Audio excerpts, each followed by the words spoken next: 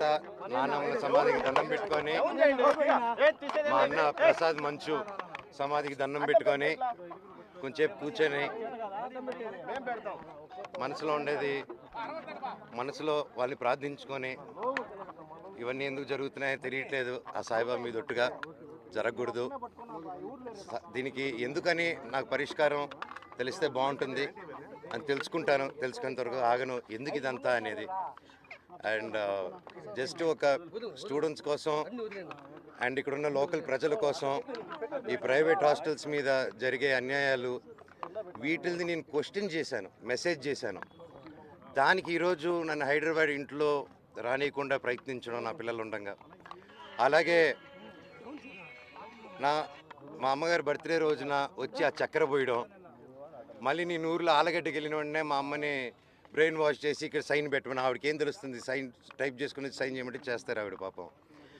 అలా చేయడం ఇలాగ వరుసగా చేసుకుంటూ వచ్చి ఇది ఎంతవరకు దిగజారిందంటే 2 రోజుల నుంచి ఫ్యాన్స్ ఫాలోవర్స్ ఎంతో కష్టపడి ఎంతో ఖర్చు పెట్టుకొని, ఎందుకంటే వాళ్ళు కష్టపడితేనే డబ్బు వస్తుంది ఎవరికైనా, వాళ్ళందరూ అభిమానంతో అంత ఖర్చు పెట్టుకొని ఇక్కడ మా ఫొటోసు మా లోకల్ లీడర్స్ ఫొటోసు అందరిది పెట్టుకొని వెల్కమ్ స్వాగతం చెప్తూ విషెస్ చెప్తుంటే, వాళ్ళందరిది ఫస్ట్ రోజు రాత్రి 12వ తారీఖు 13వ రోజు రాత్రి పొద్దున చెప్పారు, అన్న ఇలా జరుగుతున్నానంటే సరేరా గొడవ పెట్టుకోకండి మన ఊరే కదా పండగ పూటరా అందరూ సంతోషంగా ఉండను.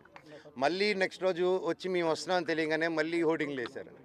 మళ్ళీ ఈరోజు పొద్దున ఒక ట్రాక్టర్ పెట్టుకొని నాకు వీడియోలు చూపించారు, షాక్ అయ్యాను నేను. ఒక ట్రస్ట్ ట్రాక్టర్ వెళ్తుంది, దాంట్లో 40 మంది వాళ్ళు ఏడాది ఢిల్లీ నుంచో తీసుకొచ్చినారు, ఒక్కొక్కడు ఉన్నాడు అలాగా. కాకపోతే చూడంగానే భలే పెరుగుతున్నారు, ఎందుకు ఢిల్లీ నుంచి అంత బాడీలు వేసుకొచ్చారో నన్ను చూడంగానే ఎందుకు అలా పారిపోయారో అర్థం కాలేదు. కాకపోతే నేను ఏ గొడవకు రాలేదు, ఆ రోడ్ల మీద చూస్తే మీరు పోలీసు లాఠీల్ని రౌడీలు పట్టుకొని తిరుగుతున్నారు. కోర్టు ఆర్డర్ వచ్చింది బౌన్సర్స్ ఉండకూడదని చెప్పి.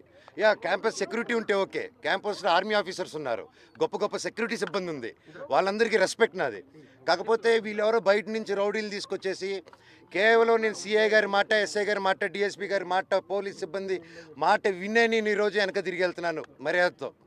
అంతేగాని ఆ బౌన్సర్స్ని రౌడీల్ని రమ్మనని నేను ఒక్కడి చాలు వాళ్ళందరికీ, అర్థమైందా అండి? సో నాకు ఏ గొడవకు రావట్లేదు, ఏ దీనికి రావట్లేదు. నేను నెక్స్ట్ స్టెప్ కారు ఎక్కి పోలీస్ స్టేషన్కి వెళ్తున్నానండి.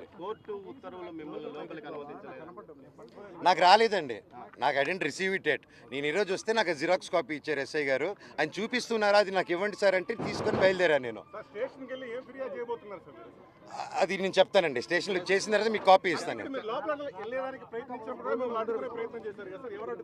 వాళ్ళందరూ ఎవరైతే మీ కెమెరాలో క్యాప్చర్ చేశారో మీరు దయచేసి వాళ్ళు ఎవరు ఇప్పుడు గోడ నుంచి కూడా దూకారు వాళ్ళు రౌడీలు, దూకి ఇప్పుడు మీరందరూ ఉన్నారని లాఠీలు మీరు చూసారు కదా లాఠీలలాగా, వాళ్ళు ఎవరో తెలియదు. ఇందాక ముని గారు ఉన్నారు, నేను అగ్గిచ్చి 2-3 అన్న సురేంద్ర ముని ఈ పాతోళ్ళందరూ ఓకే మాకు తెలుసు, నేను పాతోళ్ళు చెప్పినా ఆగిపోతా నేను. అంత వాళ్ళు బాధపడుతున్నారు, కంట్లో నీళ్ళు పెట్టుకుని ఉన్నారు. కాకపోతే వాళ్ళు ఎవరు